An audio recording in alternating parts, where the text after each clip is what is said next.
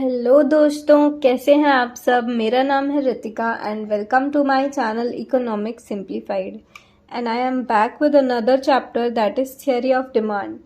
So this is one of my favourite chapter, theory of demand.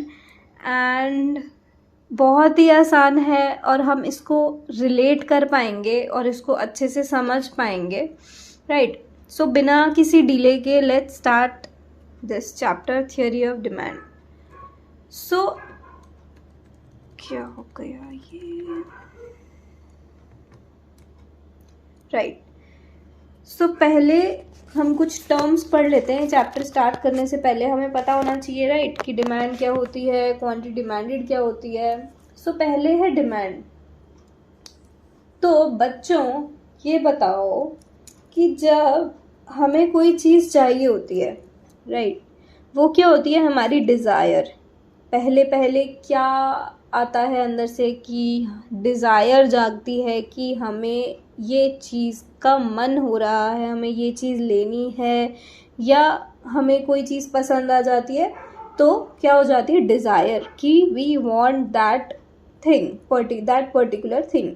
ठीक है, तो पहली चीज़ हो गई बच्चों क्या, डिज़ायर. ठीक है जी. अब आती है बात कि क्या हम उसके लिए पैसे दे सकते हैं. मतलब अगर वो चीज़, अगर मान लो फ़ोन ही है, ठीक है, कि हमें एक फ़ोन चाहिए, राइट, जिसका प्राइस है 25,000. ठीक है, अब डिज़ायर, मन में इच्छा तो आ गई, ठीक है. अब प्राइस बताना है जी घर वालों को कि भाई 25,000 का फ़ोन है, तो हम क्या करें, क्या करें, मतलब हमें लेना है. ठीक है, तो डिज़ायर तो जाग गई. अब क्या हम एबल हैं उसको पे करने के लिए. ठीक है, कि क्या हम 25,000 का फ़ोन उस टाइम पे ले सकते हैं.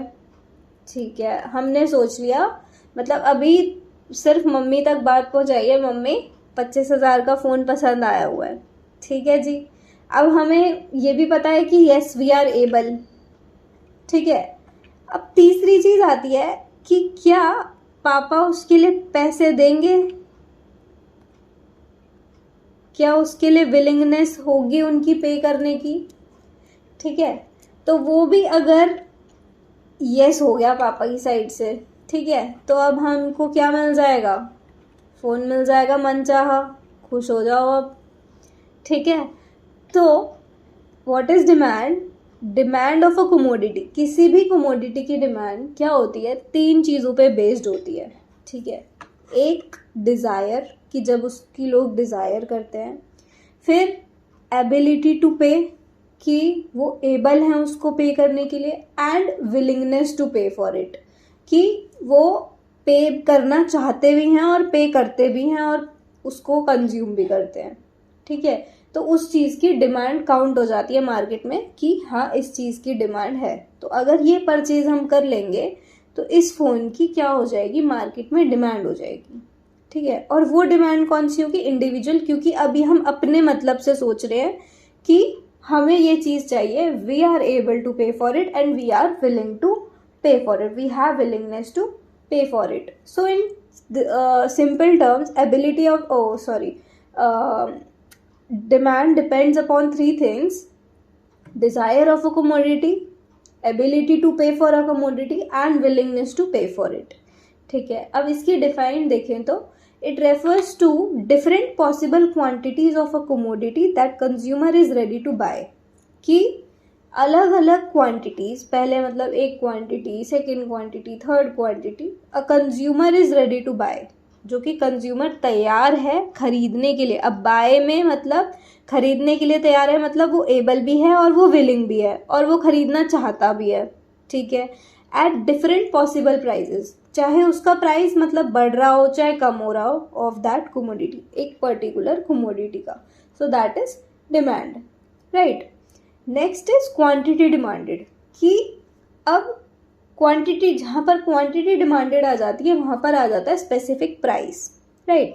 सो it refers to the specific quantity, कि मतलब अब वो कितनी क्वांटिटी परचेज कर रहा है to be purchase against the specific price of a commodity, कि उस टाइम पे उस पर्टिकुलर गुड का क्या प्राइस चल रहा है या पर्टिकुलर प्राइस पे वो कितनी क्वांटिटी परचेज कर रहा है, that is quantity demanded, right. So this was the concept of demand and quantity demanded. Simple है, desire, ability and willingness to pay, that is demand. Next we have, अब हम micro economics में demand पढ़ रहे हैं, मतलब हमने पहले ही पढ़ा था कि माइक्रो इकोनॉमिक्स में हम क्या करते हैं, इंडिविजुअल की स्टडी करते हैं, मतलब स्मॉल बेसिस पे, राइट। तो जहाँ हम इंडिविजुअल बेसिस पे स्टडी करते हैं वो माइक्रो इकोनॉमिक्स होती है, हम उसी में ही पढ़ रहे हैं डिमांड, राइट। तो पहले एक इंडिविजुअल का ही डिमांड शेड्यूल देख लेते हैं। यहाँ पर एक कंज्यूमर को खुद को रख के देखो, ठीक है। तो डिमांड शेड्यूल क्या होता है, जो different quantities, different possible quantities show करता है दैट अ कंज्यूमर, एक individual will by at different possible prices, जो कि कंज्यूमर बाय करेगा at different possible prices of that commodity at a point of time, एक पर्टिकुलर टाइम पे, ठीक है। तो एक प्राइस जो भी चल रहा होगा, प्रिवेलिंग प्राइस पे जितनी भी क्वांटिटी एक कंज्यूमर बाय कर रहा है, ठीक है, वो क्या होगा, डिमांड शेड्यूल, ठीक है। तो देखते हैं, देखो पहले प्राइस ऑफ गुड एक्स हमने ले लिया कि एक गुड है एक्स जिसका प्राइस है 1, ठीक है। अब तुम कहोगे मैथ्स में तो एक्स आता ही था, अब इकोनॉमिक्स में भी एक्स आ गई भाई। So price of good X let कर लेते हैं, मतलब जब 1 था तो हम क्वांटिटी कितनी परचेज कर रहे थे, 4, ठीक है, 4 क्वांटिटीज उसकी हम परचेज कर रहे थे। अब जब उसका प्राइस बढ़ के 2 रुपीज़ हो गया, ठीक है, ये प्राइस रुपीज़ में है। अब जब उसका प्राइस बढ़ के 2 रुपीज़ हो गया, हमने एक क्वांटिटी कम कर दी, हमने 3 परचेज करने लग गए। फिर जब उसका प्राइस 3 हो गया, हमारी क्वांटिटी और कम हो गई, दैट इज़ 2। फिर जब प्राइस 1 रुपी और बढ़ गया, हमने स्टार्ट कर दी कंज्यूम करनी एक ही कमोडिटी। भाई हम एक से ही काम चला लेंगे, प्राइस तो बढ़ता जा रहा है, ठीक है। प्रेजेंट कंडीशन ही देख लो, टमाटोज के प्राइसेस कहाँ बढ़ते ही जा रहे हैं, 300 रुपीज़ के पर केजी, 250 रुपीज़ पर केजी, राइट। तो लोग क्या कर रहे हैं, भाई हम टमाटर के बिना ही खा लेंगे सब्जी, राइट। सो दिस इज, तो जब प्राइस बढ़ता है तो हमारी क्वांटिटी डिमांडेड हम क्या कर देते हैं, कम कर देते हैं, ठीक है। तो टेबल भी हमें क्या शो कर रही है, when the price of good x increases, जब गुड एक्स का प्राइस बढ़ रहा है, राइट, तो क्वांटिटी डिमांडेड क्या होती जा रही है, कम होती जा रही है। इसका रियल लाइफ एग्जांपल अभी ही प्रिवेलिंग कंडीशन, टमाटोज या कोई भी वेजिटेबल का जब प्राइस इंक्रीज होता जाता है तो हम उसकी क्वांटिटी डिमांडेड क्या कर देते हैं, कम कर देते हैं, right. So you can connect from that, ठीक है। डिमांड शेड्यूल इंडिविजुअल का मतलब जब एक बंदे की बात हो रही है। अब मार्केट डिमांड शेड्यूल क्या होगा, मार्केट में जो कंज्यूमर्स, अब देखो एक मार्केट में एक बंदा तो कभी नहीं होता, राइट, एक मार्केट में बहुत सारे लोग होते हैं, ठीक है। तो अब मार्केट डिमांड शेड्यूल क्या है, it represent demand of commodity by all consumers in the market. अब मार्केट में जितने भी कंज्यूमर्स हैं ये डिमांड शेड्यूल उनका है, ठीक है। इट शोज डिफरेंट क्वांटिटीज, ये भी वही शो कर रहा है कि अलग अलग कंज्यूमर अलग अलग प्राइसेस पे कितनी कमोडिटी परचेज कर रहा है, ठीक है। और ये एजम्पशन है, हम ये एज्यूम, अब देखो हम माइक्रो इकोनॉमिक्स में डिमांड चैप्टर पढ़ रहे हैं, हम ये क्या करेंगे, इसमें ज़्यादातर एजम्पशन ही है, तो हम एज्यूम करके चलेंगे। अभी तक तो तुम्हें पता चल ही गया होगा कि it everything is based on assumption, PPC की अलग एजम्पशन है और हर किसी की अलग एजम्पशन है। सो मार्केट डिमांड शेड्यूल ये एज्यूम करके चलता है अभी इस पॉइंट पे that there are 2 consumers in the market, ठीक है। हम लेट करके चलते हैं कि there are 2 consumers in the market और प्राइजेस वही है, एक गुड एक्स है, ठीक है, एक्स नहीं छोड़ेगी पीछा, तो एक गुड एक्स है जिसका प्राइस है 1, ठीक है। जब 1 रुपी है तो कंज्यूमर ए जो है वो 4 कमोडिटीज बाय कर रहा है, ठीक है, 4 quantities. Consumer B 5 quantities purchase कर रहा है जब 1 रुपी है। अब भाई प्राइस बढ़ गया, 1 रुपया बढ़ गया, तो कंज्यूमर ने 1 यूनिट कम कर दी, इसने भी 1 यूनिट कम कर दी। अब जब 1 रुपया और बढ़ा, 3 हो गया, तो उसने एक और कम कर दी, इसने भी एक और कम कर दी। अब जब 3 से बढ़ के 4 हो गया, तो कंज्यूमर ए ने 1 ही यूनिट परचेज करी बस, और कंज्यूमर बी ने 2। ठीक है, अब मार्केट डिमांड क्या बोलता है? Total demand of all the consumers. अब कंज्यूमर्स कितने हैं हमारे पास? 2 हैं भाई। तो 1 रुपये में टोटल डिमांड कितनी आ रही है? 5 + 4 दैट इज 9 क्वांटिटीज। 2 रुपये जब हुए तो डिमांड कितनी हो गई? 7 हो गई कम होके। फिर जब 3 रुपीज़ बढ़ा तो क्वांटिटी डिमांड 3 + 2 5 हो गई। जब 4 रुपये हो गया प्राइस तो मार्केट डिमांड कहाँ हो गई? 3 हो गई। राइट, बस यही है मार्केट डिमांड शेड्यूल। पहले हमने 1 इंडिविजुअल का पढ़ा था, और जब हम उसमें बाकी कंज्यूमर्स को भी ऐड कर देते हैं तो वो क्या हो जाता है? मार्केट डिमांड शेड्यूल हो जाता है। ठीक है, अब देखो डिमांड कर्व क्या बोलेगा। अब इंडिविजुअल डिमांड में क्या शो कर रहा है? ये इंडिविजुअल डिमांड कर्व है। ठीक है, जिसमें हम quantities we have shown on X axis and price we have shown on Y axis. ठीक है, तो डिमांड कर्व क्या होता है? ग्राफिक रिप्रेजेंटेशन होता है किसका? डिमांड शेड्यूल का। अभी जो हमने इंडिविजुअल का डिमांड शेड्यूल पढ़ा था, इसी की ही ग्राफिकल रिप्रेजेंटेशन है क्या? Demand curve. तो अभी तक हमने यही पढ़ा था, जब 1 प्राइस था तब वो ज़्यादा 4 कंज्यूम कर रहा था, जब 2 प्राइस हो गया तो उसने 3 पे शिफ्ट कर दी, जब 3 प्राइस हो गया तो 2 पे, और 4 प्राइस हो गया तो उसने 1 पे शिफ्ट कर दी। Right, so it is downward sloping. This is demand curve. ठीक है, डिमांड कर्व भी क्या होता है? Slopes downward. यहाँ पर इसका ये भी अभी से ही समझ लो कि demand curve slopes downward from left to right. और ऐसा क्यों होता है? Because there is a inverse relationship between own price of the commodity and its quantity demanded.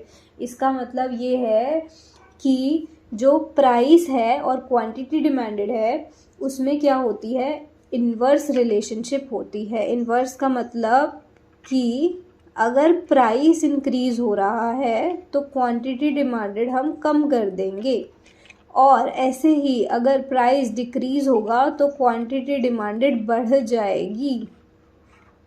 Right, अगर अभी हमें पता चले अभी मैगी 14 रुपीज़ की हो चुकी है। राइट, अगर अभी कोई ऑफ़र आ जाए, कोई डिस्काउंट आ जाए, कोई कुछ भी ऑफ़र आ जाए, ठीक है, या टमाटोज ही ले लो, अगर अभी आ जाए कि सिर्फ 1 घंटे के लिए या 2 घंटे के लिए टमाटोज का प्राइस वापस से मतलब ये 300 से या 250 से 80 हो गया, 80 पर केजी, तो लोग भागेंगे ना परचेज करने। तो प्राइस कम होगा तो क्वांटिटी डिमांडेड क्या होगी? बढ़ेगी। राइट, सो इसीलिए डिमांड कर्व क्या जाता है? It is downward sloping from left to right because of inverse relationship. ठीक है, तो हाइयर द प्राइस, जब प्राइस ज़्यादा होगा, leads to fall in quantity demanded. ठीक है, and lower the price leads to rise in quantity demanded for that commodity, that particular commodity. ठीक है, कर्व भी समझ में आ गया, स्लोप भी समझ में आ गया। अब मार्केट डिमांड कर्व। अब हमने पढ़ा था कि there are two consumers in the market. Market demand curve भी क्या होगा? डाउनवर्ड ही स्लोप होगा। क्यों भाई?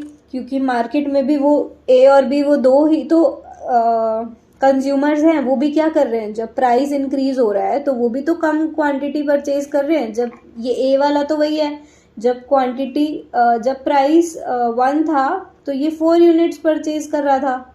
जब प्राइस 2 हुआ तो इसने 3 यूनिट्स कर दी। जब प्राइस 3 हुआ तो इसने 2 यूनिट परचेज करनी स्टार्ट कर दी।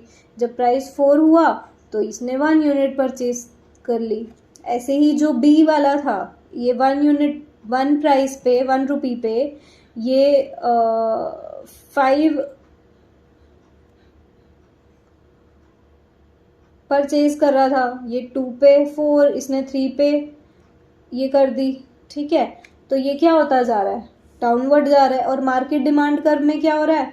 इन दोनों का हमने प्लस कर दिया तो 1 पे हमारी 9 की डिमांड थी, 2 पे 8 की डिमांड थी, 3 पे 5 थी, और 4 पे कितनी थी? 4 क्वांटिटीज पे 4 रुपीज़ पे 3 की डिमांड थी। तो इनको प्लस कर दिया तो ये क्या आ गया? मार्केट डिमांड कर्व आ गया। And it is also downward sloping because it shows the inverse relationship between own price of the commodity and quantity demanded, same as individual demand curve. Right, next is determinants of demand, कि अब जो demand है वो कौन कौन सी चीज़ों पे depend करती है। देखो अभी तो हमने पढ़ा कि वो प्राइस पे डिपेंड करती है, कि अगर प्राइस इंक्रीज होगा तो जो डिमांड है, मतलब क्वांटिटी डिमांडेड है, प्राइस इंक्रीज होने पे क्वांटिटी डिमांडेड कम हो जाएगी, हम कम खरीदेंगे, और प्राइस डिक्रीज होगा तो क्वांटिटी डिमांडेड बढ़ जाएगी, राइट। तो ये तो प्राइस हो गया। अब यहाँ पर है कि यहाँ पर एक लाइन लिखी है, देखो, अदर थिंग्स रिमेनिंग कांस्टेंट। इसका मतलब क्या है? What do you mean by other things remaining constant?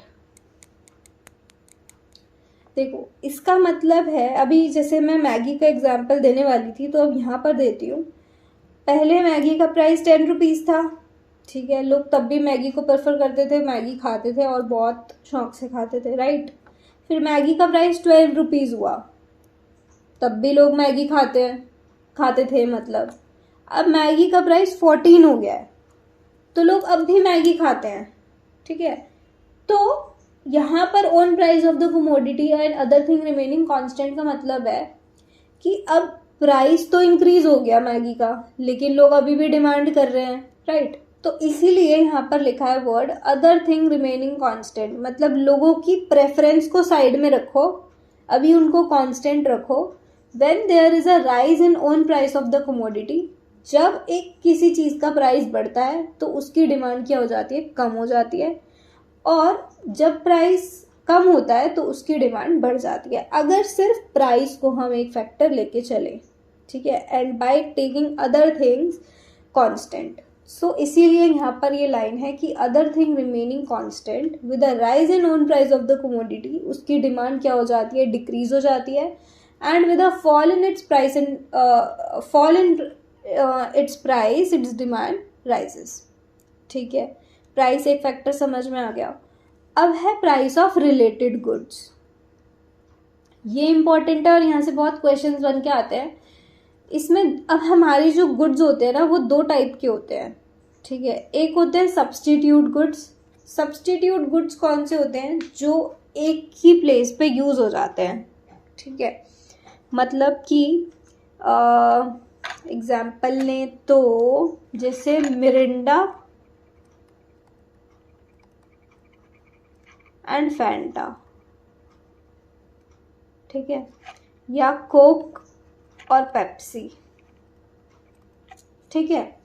अगर हम किसी शॉप पे जाते हैं, ठीक है, वो और हमें ऑरेंज पीनी है, ठीक है, तो हम बोलते हैं कि भाई मिरिंडा दे दो, ठीक है। वो बोलता है आगे से शॉप कीपर कि मिरिंडा तो नहीं है, फैंटा दे दूं, तो हम बोलते हैं फैंटा दे दो, या कोक दे दो, कोक नहीं है तो पेप्सी दे दो, राइट। तो ये गुड्स कौन से होते हैं? सब्सटीट्यूट गुड्स होते हैं, ठीक है। या टी कॉफ़ी ले लो, ठीक है, वो क्या होते हैं? सब्सटीट्यूट गुड्स होते हैं।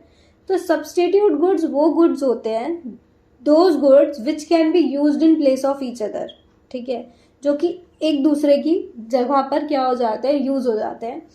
अगर यहाँ पर एक गुड का प्राइस इंक्रीज होता है, मान लो मिरिंडा का प्राइस बढ़ गया, ठीक है, तो इससे क्या होगा कि फैंटा की डिमांड इंक्रीज हो जाएगी, क्योंकि अगर मिरिंडा का प्राइस बढ़ गया तो लोग मिरिंडा नहीं खरीदेंगे, लोग उसका सब्सटीट्यूट खरीदेंगे जो अवेलेबल है मार्केट में, दैट इज फैंटा, राइट। सो ऐसे ही अगर किसी भी चीज का, और अगर कोक का प्राइस डिक्रीज हो गया, ठीक है, कोक का प्राइस कम हो गया, तो पेप्सी की डिमांड भी क्या होगी?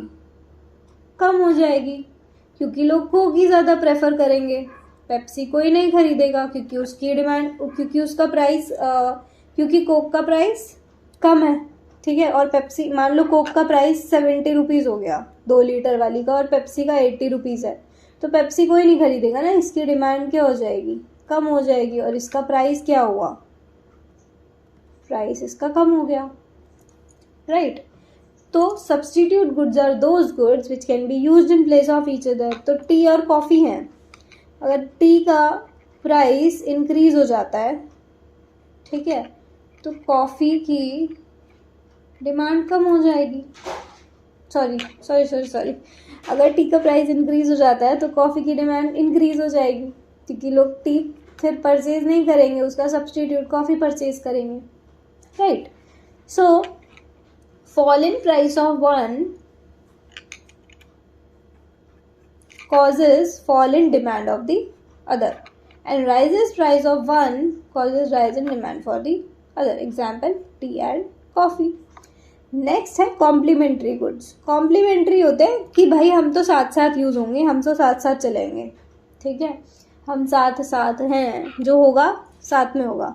सो complementary goods are those goods which are demanded together, जिनकी डिमांड हम इकट्ठे करते हैं, ठीक है। जैसे कि अगर फाउंटेन पेन है, ठीक है, तो अगर इसकी मान लो फाउंटेन पेन का प्राइस हो गया 100 रुपीज़, बढ़ गया प्राइस, ठीक है, तो इसकी जो इंक आती है उसकी डिमांड का क्या होगा, उसकी डिमांड कम हो जाएगी, राइट। तो ये गुड्स वो गुड्स होते हैं जिसमें एक का प्राइस बढ़ता है तो दूसरे की डिमांड कम हो जाती है। ब्रेड एंड बटर हैं, साथ में यूज होते हैं, तो अगर बटर का प्राइस इंक्रीज हो गया तो ब्रेड की डिमांड कम हो जाएगी, ठीक है। सो ये गुड्स कौन से गुड्स होते हैं, complementary goods. So these are those goods which are demanded together.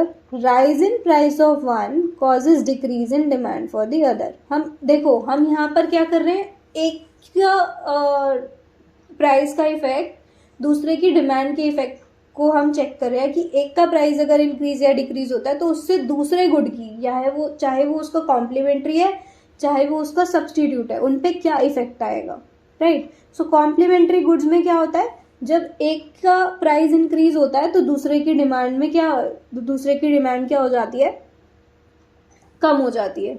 और fall in price of one, एक का प्राइस अगर डिक्रीज हो रहा है तो दूसरे की डिमांड इंक्रीज हो जाएगी। भाई अगर फाउंटेन पेन 15 या 10 रुपीज़ का मिल रहा है, ठीक है, प्राइस इसका कम हो गया तो इसकी इंक की डिमांड भी तो बढ़ जाएगी, right. So pen and ink, ठीक है। तो पहला पॉइंट हो गया price, on price of the commodity. दूसरा पॉइंट हो गया प्राइस ऑफ रिलेटेड गुड, जिसमें आ गए सब्सटीट्यूट एंड कॉम्प्लीमेंट्री गुड्स। तीसरा है इनकम ऑफ कंज्यूमर। अब देखो, इनकम ऑफ कंज्यूमर में अगर हमारी इनकम इंक्रीज हो जाती है, ठीक है, पहले इनकम थी 20,000, अब वो बढ़ के 50,000 हो जाती है, ठीक है, तो demand for normal good increase with increase in income. Normal goods कौन से होते हैं, जो हम अपने डेली लाइफ में जो हम कंज्यूम कर रहे हैं, शुगर और एटसेट्रा एटसेट्रा, ठीक है। तो इनकी डिमांड, अगर हमारी इनकम इंक्रीज होगी, ठीक है, तो हम क्या करेंगे, इनकी डिमांड भी इंक्रीज कर देंगे कि हम सिर्फ ज़रूरत जितनी थी उतना यूज़ कर रहे थे कि हाँ हमारी इनकम कम है तो हमें जितनी ज़रूरत है उतना कर लेंगे, अब हम स्टोर करके रख लेंगे, ठीक है।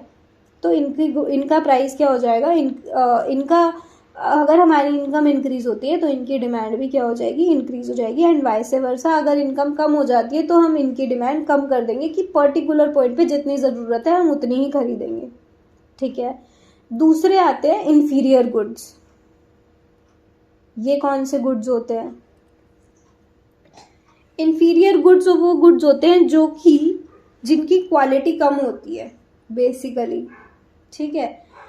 तो अगर हमारी इनकम बच्चों 20,000 से 50,000 हो जाती है तो हम ये सोचेंगे ना भाई कि इनकम तो बढ़ गई, तो हम जो पहले इन्फीरियर गुड्स से काम चला रहे थे अब वो हम नॉर्मल पे शिफ्ट हो सकते हैं, या हम थोड़ी बेटर क्वालिटी के गुड्स परचेज कर सकते हैं। तो जब हमारी इनकम बढ़ेगी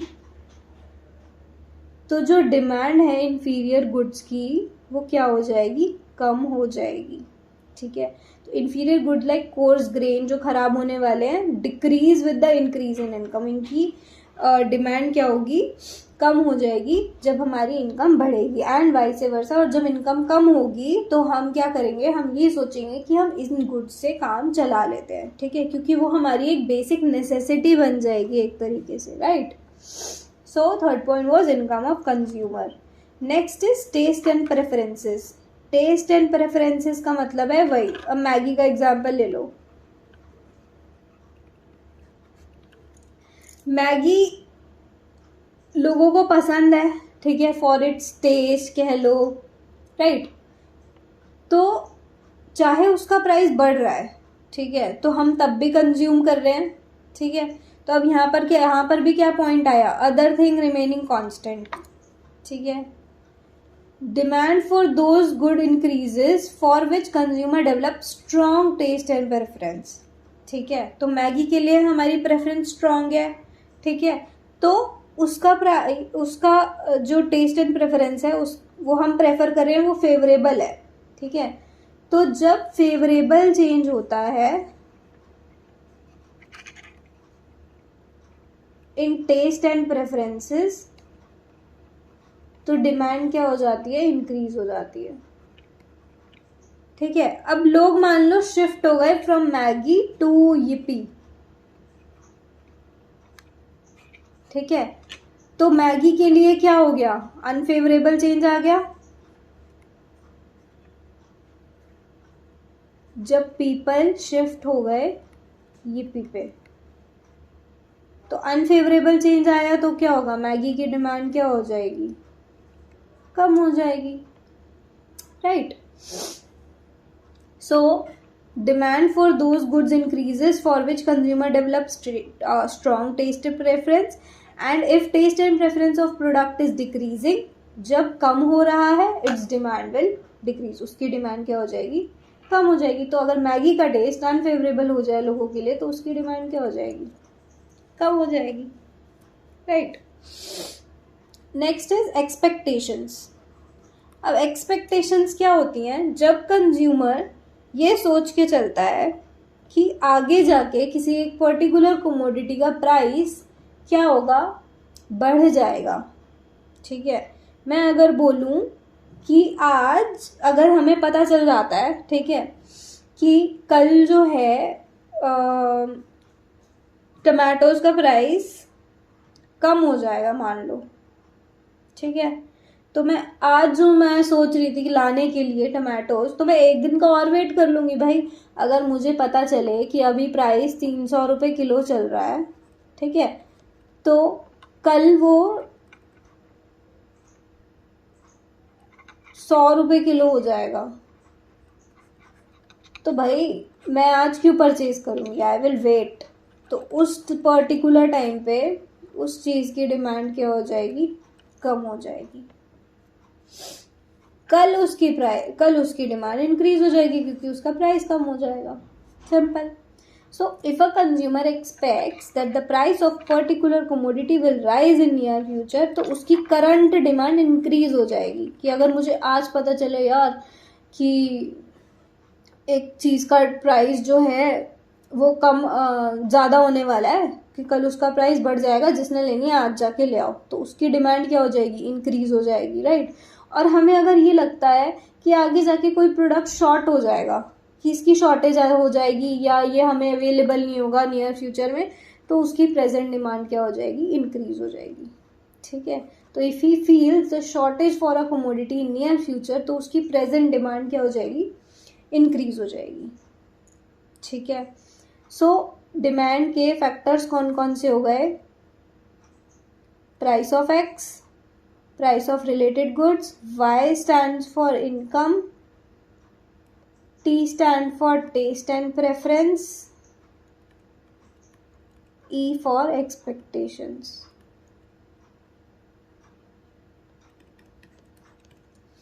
ठीक है, आई होप समझ में आ गया हो। ये असम्पशंस बहुत इजी चैप्टर है, मुझे तो बड़ा मज़ा आता है ये चैप्टर पढ़ने में। Next is market demand functions. अब इंडिविजुअल डिमांड तो इन सब फैक्टर्स पे बेस्ड होती है, ठीक है। अब मार्केट डिमांड भी पढ़ी थी हमने, तो मार्केट डिमांड किस पे बेस्ड होगी, पॉपुलेशन पे, ठीक है। ये नंबर ऑफ बायर्स कितने हैं, बायर्स इंक्रीज होंगे तो डिमांड भी इंक्रीज होगी, राइट। अब हम मार्केट में, मैंने अभी 2 बंदे लिए थे, देखो जब एक बंदे की डिमांड आ रही थी तो वो ये आ रही थी 4 3 2 1 क्वांटिटी, जब एक बंदा परचेज कर रहा था।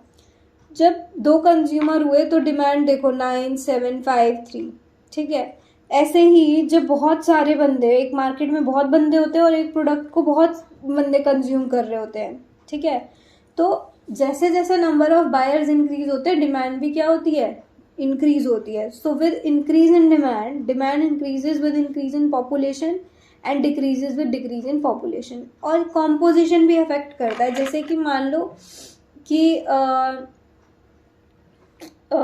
लो विमेन ज़्यादा है मेंस से, मेंस कम है, ठीक है। तो जो वुमेन्स के प्रोडक्ट्स होंगे, ठीक है, मेकअप ले लो या फिर कुछ भी, कोई भी प्रोडक्ट्स हैं, वो क्या हो जाएंगी, उसकी डिमांड इंक्रीज हो जाएगी, ठीक है। तो या फिर हाँ, तो फिर क्या हो जाएगा, composition of population also affect the demand, ठीक है। तो उससे क्या होगा कि वुमेन्स की जो प्रोडक्ट्स हैं उनकी डिमांड क्या हो जाएगी, इंक्रीज हो जाएगी, ठीक है। Next is distribution of income. इसका मतलब ये है कि अगर इनकम इक्वली डिस्ट्रीब्यूटेड है, मतलब रिच और पुअर्स में इक्वली डिस्ट्रीब्यूशन चल रहा है, ठीक है, तो क्या होगी, डिमांड ज़्यादा होगी, क्योंकि दोनों ही जो इकोनॉमीज हैं, मतलब दोनों ही सेक्शंस ऑफ सोसाइटी हैं बेसिकली, वो क्या करेंगे, परचेज कर पाएंगे प्रोडक्ट को, ठीक है। अगर इनकम इक्वली डिस्ट्रीब्यूटेड नहीं है तो लेस डिमांड होगी, ठीक है। क्यों, क्योंकि more income will be concentrate with the rich and larger section of society. अब जो लार्जर सेक्शन होगा सोसाइटी का वो पुअर होगा, ठीक है, बिकॉज ऑफ लो इनकम, ठीक है। पुअर है तो इनकम कम है, इनकम कम है तो डिमांड भी क्या होगी, कम होगी। यही पढ़ा था हमने अभी इंडिविजुअल में, इनकम कम है तो डिमांड भी कम होगी। तो ऐसे ही डिस्ट्रीब्यूशन ऑफ इनकम से भी मार्केट की डिमांड में क्या पड़ता है, फर्क पड़ता है, ठीक है। तो मार्केट डिमांड के 2 ही फैक्टर्स है, population and distribution of income, right. So next is law of demand. तो लॉ ऑफ डिमांड, अब हमने पूरा डिमांड पढ़ लिया, ठीक है। तो लॉ ऑफ डिमांड क्या कहता है, अदर थिंग्स रिमेनिंग कांस्टेंट। ये लाइन तो याद कर लो, ये तो इम्पॉर्टेंट है ही, ये phrase, other things remaining constant there is an inverse relationship between price and quantity demanded. कि प्राइस अलग जाएगा, क्वांटिटी डिमांडेड अलग जाएगी, ये साथ साथ नहीं जाएंगे। अगर ये साथ साथ जाएंगे वो एक्सेप्शन होगी लॉ ऑफ डिमांड की, वो लॉ ऑफ डिमांड नहीं होगा।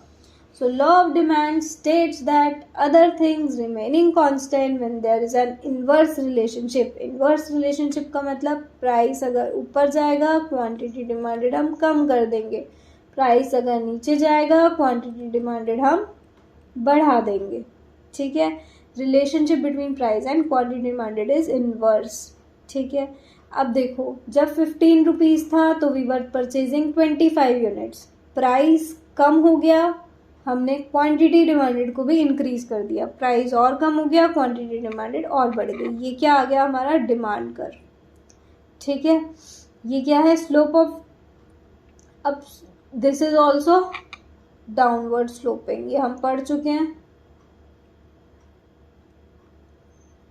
Downward sloping from left to right. और स्लोप डाउनवर्ड क्यों करता है, ये भी इंपॉर्टेंट है। वाई डिमांड का slope downward, because there is an inverse relationship between price and quantity demanded.